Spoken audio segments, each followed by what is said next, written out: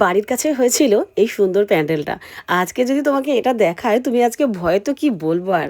আমি তো সত্যি এত ভয় পেয়ে গেছিলাম ভিতরে গিয়ে। তো ওই যে প্যান্ডেলের মধ্যে তো ঢুকলাম, ওমা!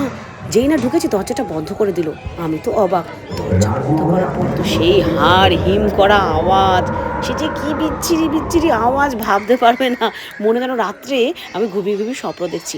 এরকম দুটো কঙ্কাল রয়েছে। তারপরে তারপর যেটা দেখেছি সেটা তো মাথা নষ্ট করা একটা ব্যাপার। মানে বাচ্চা, কোনো বাচ্চা যদি যায় ভয় পেয়ে যাবে। এরকম উপর দিয়ে পুরো ভূত ঘোরাফেরা করছে। প্রত্যেকটা মানুষের হাতে মোবাইল, তারা তো সবাই এরকম শ্যুট করছে, এরকম দেখছে যে কি কি হতে চলেছে। এই ভূত দেখে তো আমার যায় যায় অবস্থা। তবে হ্যাঁ, ক্যামেরাতে যতটা লাইট এসেছে ওখানে কিন্তু অতটা লাইট ছিল না। ওখানে কিন্তু একটু বেশি অন্ধকার ছিল। আর ওই মাঝে মাঝে যে আওয়াজগুলো, আর এরপরে যে ভূতের লাইট জ্বলছে, বাদুড় ঝুলছে, আমি কি বলবো গো, এত ভয় পেয়েছি। আর লাস্টে যেটা দেখেছি সেটা দেখলে তোমারও গায়ের মধ্যে কাঁটা দেবে। ঠিক আছে, ওয়েট করে, দেখো ভূত ঝুলছে, ও আমার ভূত ঝুলছে, ভূত নাচছে নিচে। বাচ্চাগুলো তো কেউ আবার কাঁদতেও শুরু করে দিয়েছে।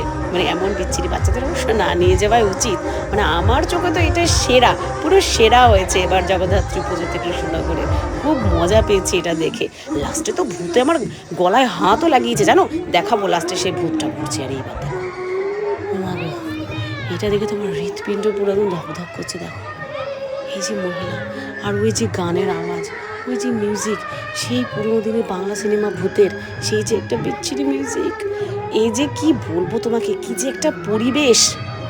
এত অসাধারণ করে প্যান্ডেলটা তৈরি করেছে, এত অসাধারণ ডেকোরেশন, আর এত অসাধারণ ব্রেন খাটিয়েছে। আমি সত্যিই মানে ভেবে পাগল হয়ে গেছি, এত ভালো লেগেছে। কিন্তু ওই যে লাস্টে একটা জিনিস, ভূতে এসে সত্যি আমার গলার কাছে হাত দিয়েছে। আমি তো লাফিয়ে উঠেছি চিৎকারে। সত্যিই বিশ্বাস করছো না না, যে ভূত আবার নিচে এলেও কি করে। আরে একটা ভূত আবার নিচে নিচে ঘুরে বেড়াচ্ছে পাবলিকের মাঝখান দিয়ে। সেটা তো আমি প্রথমে বুঝতে পারিনি, সবাই তো পুরোর দিকে তাকিয়ে আছে মন দিয়ে। এই দেখো, এই দেখো ভূত, দেখেছো? এই দেখো এমনি করে সেই ভূত ঘুরে ঘুরে সবার গায়ে হাত লাগাচ্ছে।